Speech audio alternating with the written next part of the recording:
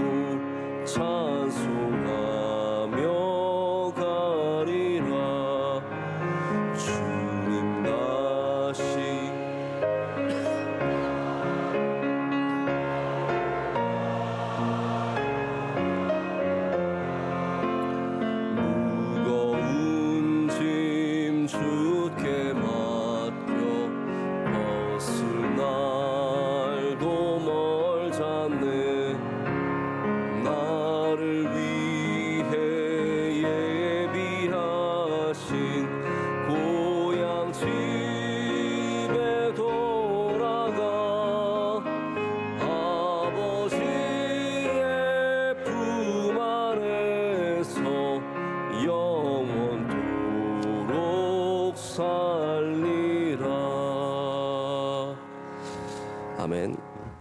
함께 기도하실 때 차광순 권사님 기도 인도하시겠습니다. 우리에게 복 주시고 은혜 베푸시길 원하시는 하나님 아버지, 철을 따라 추수한 열매로 풍성한 명절과 연휴 보내게 하시며 분주했던 마음을 내려놓고 우리의 시선과 마음을 주님께 향하게 하시니 감사드립니다. 혹여 세상과 삶에 지쳐 하나님을 의식하지 못한 생활과 십자가의 사랑으로부터 멀어진 마음의 거리가 있었다면 용서하시옵소서. 나눠진 조국 앞에 먼저 우리의 마음의 장벽이 무너지며 복음으로 하나 되어 선교에 앞장서는 날이 속히 오게 하시옵소서. 아멘. 분열과 갈등으로 얼룩진 나라와 백성, 대통령과 위정자들이 하나님을 두려워하고 사상과 이념을 넘어 국익을 위하여 헌신하는 참된 지도자로 쓰임받게 하옵소서. 복음의 비밀을 담대히 전하며 영혼 구원을 위해 사역하시는 선교사님들 영적 싸움에서 승리케 하시옵소서. 우리 명성교회가 국내외 선교와 나눔과 구제를 통하여 세상의 빛과 소금이 되게 하옵소서. 하나님의 말씀의 깊이와 넓이, 학자의 입술을 주신 우리 담임 목사님, 목회와 말씀 사역에 주의 말씀이 등이요 빛이 되어 세대와 시대를 뛰어넘는 설교가로 세움받아 많은 영혼이 주께 돌아오며 가정에는 평안과 기쁨이 넘치게 하옵소서. 교회가 위기를 만날 때마다 영적 통찰력과 기도로 앞장서시는 원로 목사님과 사모님 복에 복을 더하시며 선교 여정을 지키시고 이후의 사역도 형통케 하시옵소서.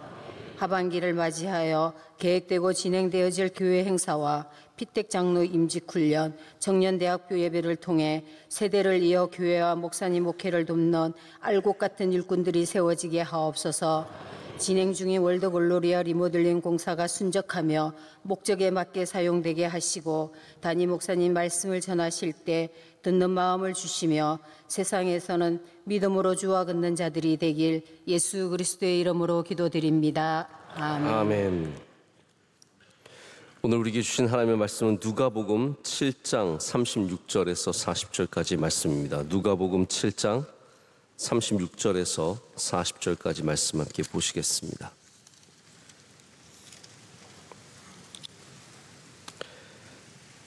(36절에서 40절) 말씀 한 절씩 교독하시고 40절 말씀을 함께 읽겠습니다.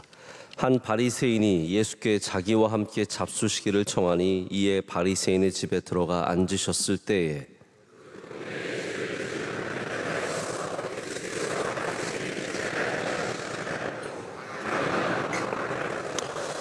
예수의 뒤로 그 발 곁에 서서 울며 눈물로 그 발을 적시고 자기 머리털로 닦고 그 발에 입 맞추고 향유를 부으니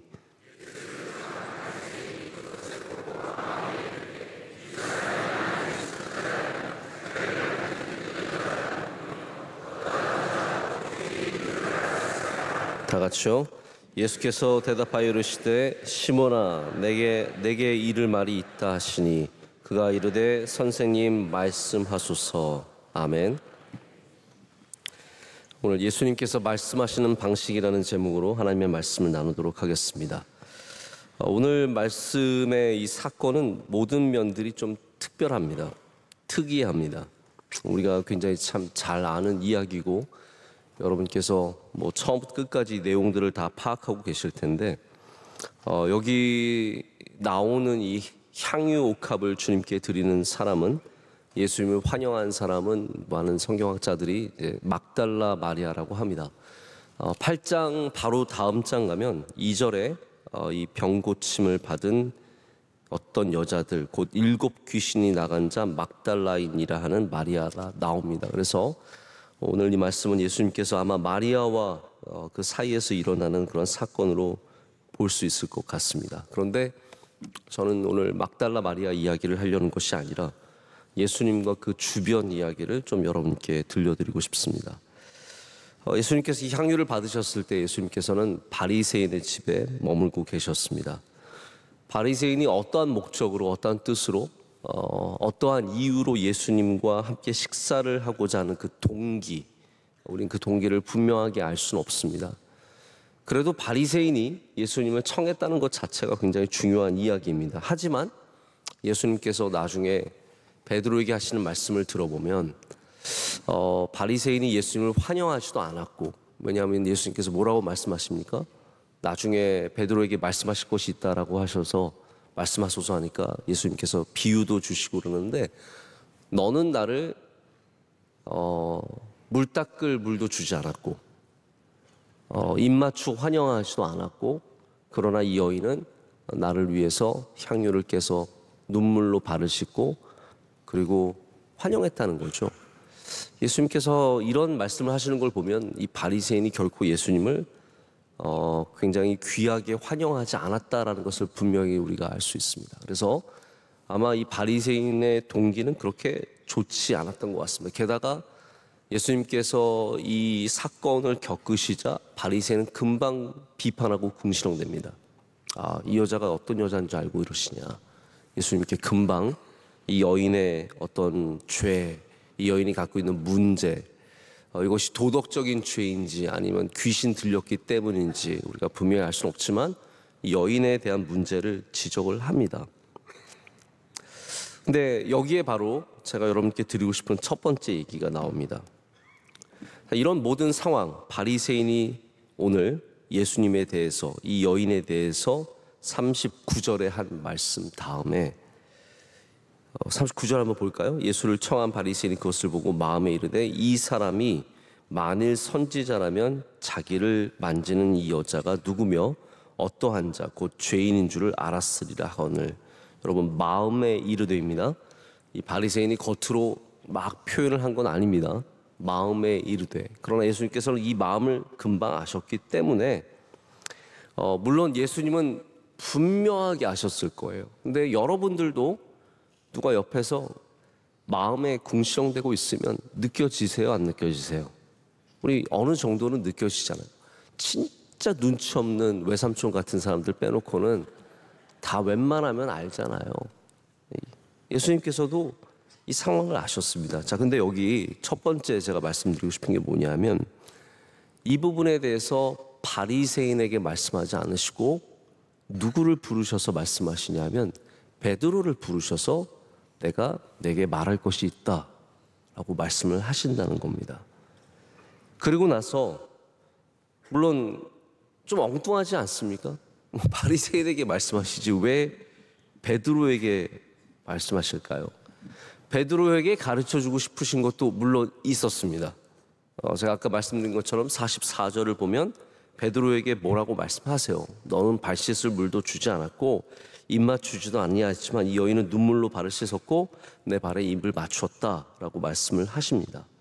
근데 이 모든 것이 지금 바리새인의 집에서 겪은 모욕입니다. 예수님께서 가셔서 마땅히 받으셔야 할 그 환영을 받지 못하셨는데 정작 예수님을 초청한 바리새인은 예수님을 환영하지 않고 귀하게 대접하지 않았는데 예수님께서 베드로에게 말씀하셨다는 거예요. 여기에 예수님께서 말씀하시는 방식 하나가 있습니다. 예수님은 때로는 정말로 들어야 할 사람이 아니라 다른 사람에게 말씀하신다는 겁니다. 자, 거기에 어떤 의미가 있을까요? 우리가 들어야 할 사람인데 예수님께서 만약 누군가 다른 사람에게 말씀하고 계신다면 여러분, 나에게 하시는 말씀처럼 들을 수 있어야 합니다. 비록 다른 사람에게 하시는 말씀이지만 여러분, 성경에 나오는 얘기 중에 여러분한테 이게 말씀하시는 게 몇 개나 있습니까? 없잖아요. 성경의 모든 얘기가 하나님께서 내가 아닌 다른 사람에게 하시는 말씀이에요. 아브라함에게 하신 말씀이고 모세에게 하신 말씀이고 다니엘에게 하신 말씀이고 바울에게 하신 말씀인데 우리의 영적인 자세는 뭐가 되어야 합니까? 내게 하신 말씀으로 들을 수 있어야 되잖아요. 이것이 예수님께서 말씀하시는 방식이고 우리 성도가 가져야 하는 믿음의 자세입니다. 우리는 주님께서 누구에게 말씀하시든 어떤 말씀을 하시든 내게 말씀하시는 것으로 들어야 합니다. 그래서 정작 베드로에게 말씀하고 계시지만 이 말씀을 들어야 하는 사람은 바리새인인 거죠. 이게 예수님께서 말씀하시는 방식입니다. 귀를 기울여야 합니다. 할렐루야. 우리의 귀를 기울여야 합니다.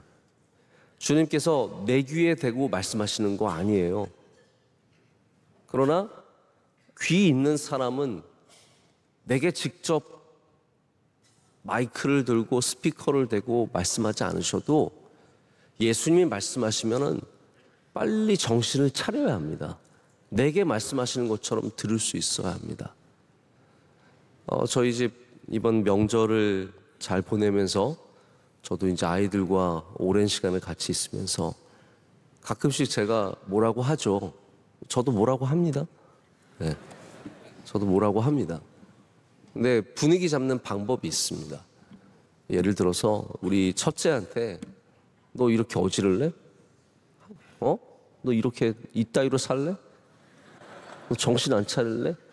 그러면 둘째와 셋째가 알아서 정신을 차립니다. 분위기를 보는 거죠. 첫째가 당하는 모습을 보면서 아, 저것이 결코 형을 위한 말씀은 아니구나. 우리 모두를 위한 말씀이구나 라는 것을 깨달아 알면서 같이 몸을 움직이고 빨리 너 지금 몇 시간째 텔레비전 보고 있어? 너 이렇게 살아도 되겠어? 나중에 목사님 한다면서 너 이렇게 살아가지고 되겠어? 그러면 이제 알아서 다들 같이 이제 막 움직이는 게 있습니다. 여러분, 주님께서 옆에 사람에게 말씀하셔도 내게 주시는 말씀처럼 듣는 사람이 지혜로운 사람이고, 그런 사람이 복을 받습니다. 은혜를 얻습니다. 제가 가끔 말씀드렸던 리 스트로벨이라고 하는 미국의 목회자이자 작가가 있습니다. 이분은 목사가 되기 전에 시카고에 있는 한 신문사에서 기자로 일을 했습니다. 그러면서 정말 예수님을 깊이 알아가게 되면서 지금은 변증가의 역할, 주님을 어떻게 잘 전할 수 있는지를 많은 저수를 통해서 또 목회를 통해서 열심히 하시는 분이세요. 이분의 이런 얘기가 있더라고요. 하루는 부활절이 다가오는데 마음속에 자꾸 성령께서 이 회사에 같이 일하는 무신론자 친구가 있었는데, 이 무신론자에게 부활절에 같이 얘를 데려가라, 교회를. 그런 감동을 주시는 거예요. 근데 이게 잘 받아들여지지가 않는 겁니다. 성령님, 이 친구는 완전히 무신론자라서 말하면 제가 분명히 욕먹을 게 뻔한데 이거 제가 해야겠습니까? 근데 하나님께서 자꾸 그러한 감동을 주시니까 이분이 무시할 수가 없어서 하루는 사무실에 있을 때 그 무신론자 친구와 얘기를 하게 되었습니다. 야, 이번 우리 부활절에는 한번 너네 부부랑 우리 부부랑 같이 교회를 좀 가자. 얘기를 했더니 아니나 다를까 무슨 그런 말도 안 되는 소리를 하니, 나 무신론자인 줄 모르냐. 괜히 욕만 먹고 끝나버렸습니다. 굉장히 마음이 이상했습니다. 왜 하나님께서 이런 감동을 주시고 이런 결과를 주시는가. 4년이 흘렀습니다. 4년이 흘러서 어느 날 이분이 이제 목사가 된 거죠, 그 사이에. 그래서 말씀을 전하고 내려왔는데 어떤 젊은 부부가 와서 인사를 합니다. 목사님, 제가 목사님께 꼭 드려야 할 말씀이 있습니다. 목사님이 4년 전에 혹시 신문사에서 무신론자 친구에게 부활절에 교회 가자고 말씀하신 거 기억나십니까? 예, 기억납니다. 저 그때 기억나죠. 그랬더니 이분이 말씀하시기를, 목사님이 그 친구와 얘기를 할 때 저는 사무실 한켠에서 바닥을 청소하고 있었습니다. 근데 목사님이 예수 그리스도와 구원에 대해서 말씀하실 때 저에게 큰 감동이 밀려왔습니다. 그래서 저는 즉시로 저희 아내에게 전화를 걸어서 우리 이번 부활절에 교회를 가자, 이렇게 말을 했고, 저와 아내와 저희 아이가 처음으로 교회를 함께 갔습니다. 그리고 저희는 하나님을 믿게 되었고 구원을 받게 되었고, 나도 구원받고 나의 아내도 구원받고 나의 아들도 구원받아서 우리 모두가 구원받았습니다. 그래서 목사님께 꼭 감사의 인사를 전하고 싶었습니다. 이런 사건이 있었다고 합니다. 여러분, 우리가 나누는 이야기들, 그 이야기를 듣는 사람도 복을 받을 수 있다는 거죠. 여러분, 복음을 전할 때 내가 이 복음을 전하는 이 대상만 대상이라고 아니라고 생각하지 마시고 모든 주변의 사람들이 그 복음을 들을 수 있다는 사실을 아셔야 됩니다. 여러분, 말이라는 건 그렇습니다. 이렇게 예수님께서 말씀하셨을 때 베드로에게 향하신 말씀이지만 사실은 모든 사람이 듣고 그 말씀의 뜻을 알아야 되는 것처럼 오늘 이 시간도 여러분, 이 말씀을 죄 많은 막달라 마리아에게 주시는 말씀이 아니라 내게 주시는 말씀으로 들을 때 우리는 이 말씀을 통해서 다시 한번 주님을 더 깊이 만나는 은혜를 누리게 될 줄로 믿습니다. 두 번째는 예수님의 말씀을 잘 듣는 사람이 복을 받는다는 사실을 여러분 꼭 아시기를 바랍니다. 다시 말씀드립니다. 말씀을 잘 듣는 사람이 복을 받습니다. 제가 왜 이런 말씀을 드리냐면 오늘 베드로가 이걸 받아들이기 쉬웠을까 어려웠을까 그 생각을 제가 해봤기 때문입니다. 지금 베드로는 어떻게 불독이 자기한테 튄 거잖아요. 아무 잘못 없이 가만히 있다가 너 일로 와봐. 예수님께서 지금 그러시는 거거든요. 바리새인 집에 가셔서 막 이런 사건이 있은 다음에 바리새인 혼자 저기서 궁시렁거리고 있으니까 예수님께서 베드로 너 일로 와봐. 네? 내가 너한테 좀 얘기할 게 있다. 네, 말씀하세요. 지금 오늘 우리가 마지막 이거 40절이 그겁니다. 네, 말씀하세요. 베드로가 이 말씀을 들으면서 어떠한 자세를 가졌을까요? 제가 영적으로 그냥 뭐 단순하게 판단해 본다면 저는 베드로가 이 말씀을 잘 받아들였을 거라고 생각을 합니다. 자기에게 주시는 말씀, 너는 갑자기 와서 너는 나를 환영하지도 않았고 너는 나를 입맞추지도 않았고 괜히 같이 손님, 나도 손님인데 그렇잖아요, 여러분. 이 상황이 이해가 안 가세요? 베드로도 지금 같이 손님으로 온 거예요, 바리새인 집에. 근데 뭐 자기도 손님인데 예수님을 물 씻을 물을 내가 왜 갖다 드리고 내가 왜 환영해야 돼요? 그런데 베드로는 이런 예수님의 말씀을 잘 들었습니다. 그게 베드로의 귀한 자세입니다. 우리는 마음에 안 들면, 나 조금 기분 나쁘게 하면 절대로 안 들으려고 합니다. 내 감정 상하게 하면. 이 시대가 특별히 그렇습니다. 다들 왕이고 여왕이고 왕자고 공주고 다들 높여줘야 되고, 뭐 한마디 마음에 좀 딱 건들리면 귀를 딱 닫아버립니다.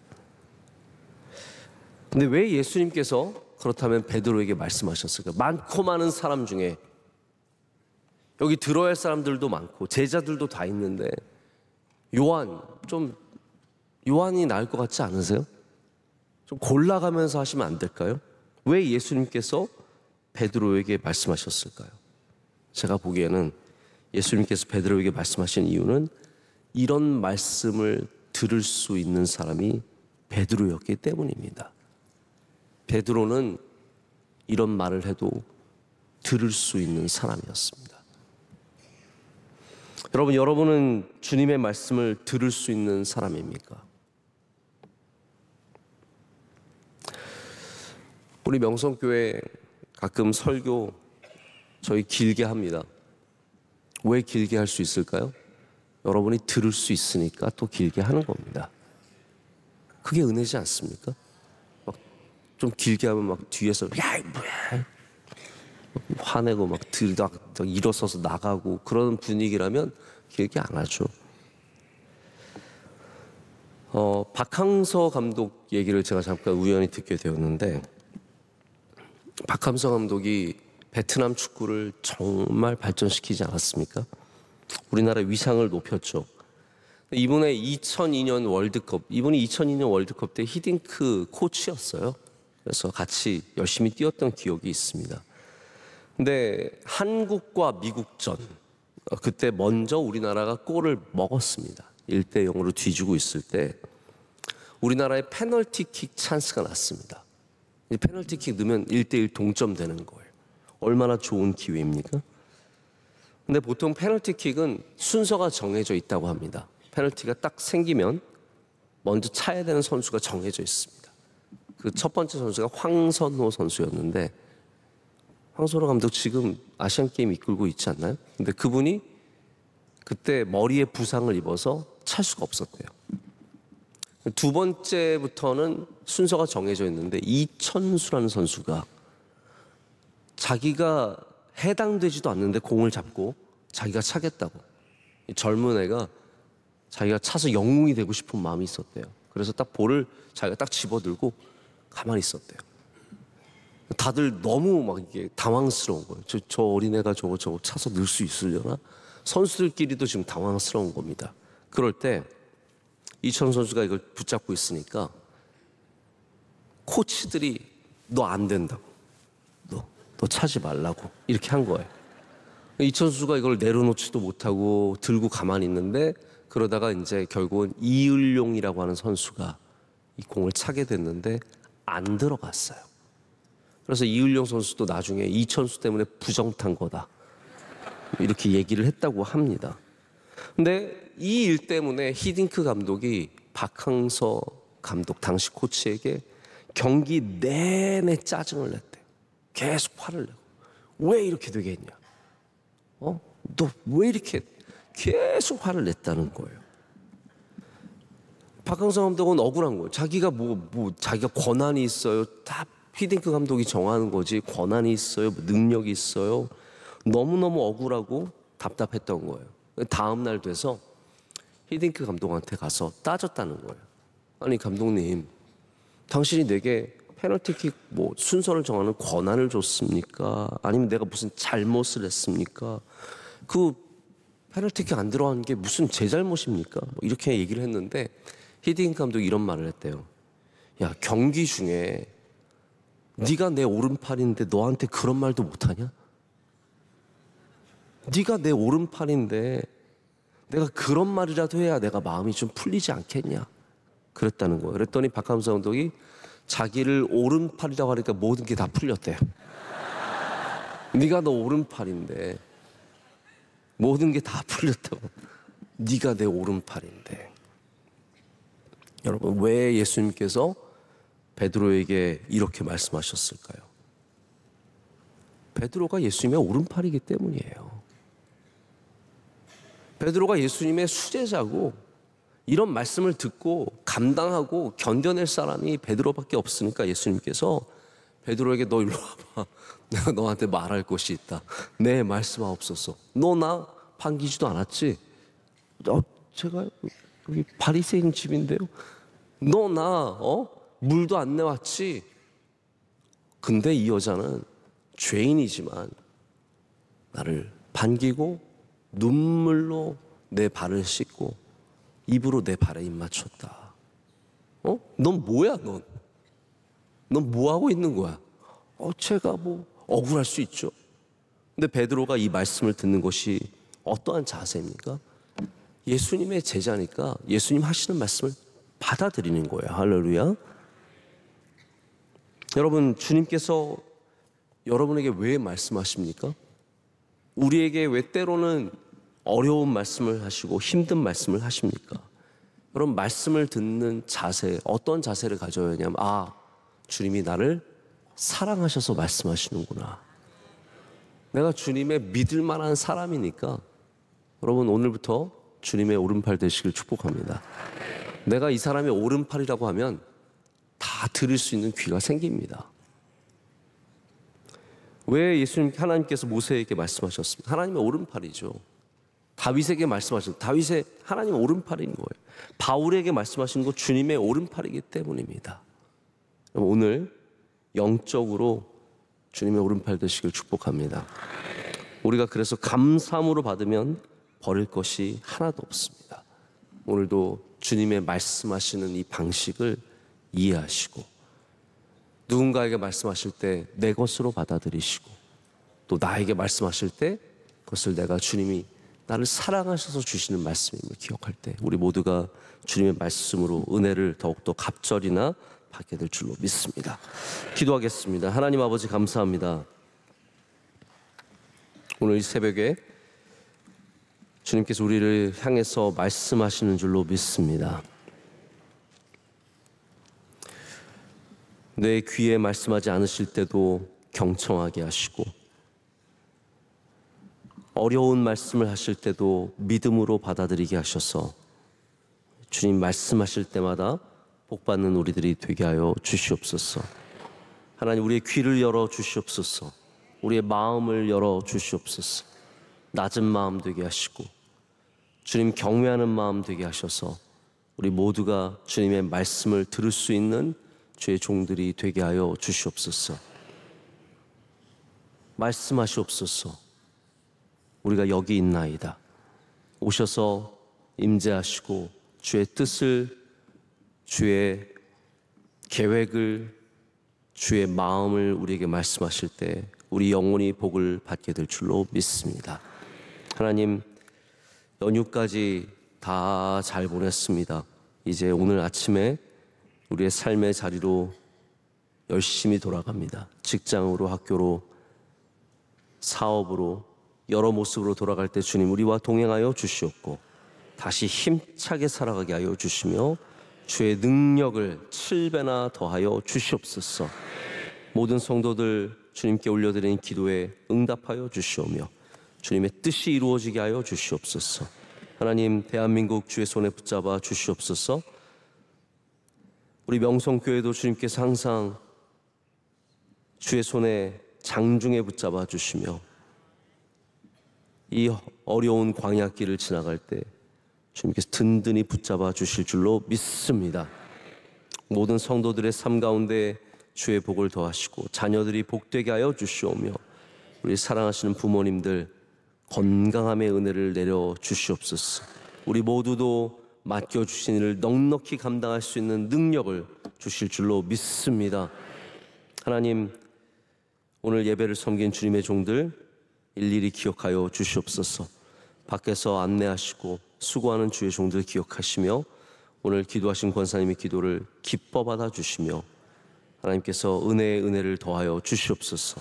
모든 선교사님들 지켜주시고 우리 명성교회 기관들, 남성교회, 여성교회, 찬양대와 중창단과 선교와 모든 부서마다 성령 충만케 하여 주시며 주님의 말씀에 귀 기울이는 귀한 영적인 공동체들이 되게 하여 주시옵소서. 원로 목사님, 주님께서 그 모든 여정 가운데 함께하여 주시고 인도하여 주시오며 하나님께서 뜻하신 모든 것들을 이루게 하여 주시옵소서. 오늘도 우리와 동행하실 줄로 믿고 감사드리며 우리 사랑하시는 예수님의 이름으로 기도드립니다. 아멘. 하늘에 계신 우리 아버지여, 이름이 거룩히 여김을 받으시오며 나라의 마옵시며 뜻이 하늘에서 이루어진 것 같이 땅에서도 이루어지이다. 오늘날 우리에게 일용할 양식을 주시옵고 우리가 우리에게 죄 지은 자를 사하여 준 것 같이 우리의 죄를 사하여 주시옵고 우리를 시험에 들게 하지 마시옵고 다만 악에서 구하시옵소서. 대개 나라와 권세와 영광이 아버지께 영원히 싸움나이다. 아멘.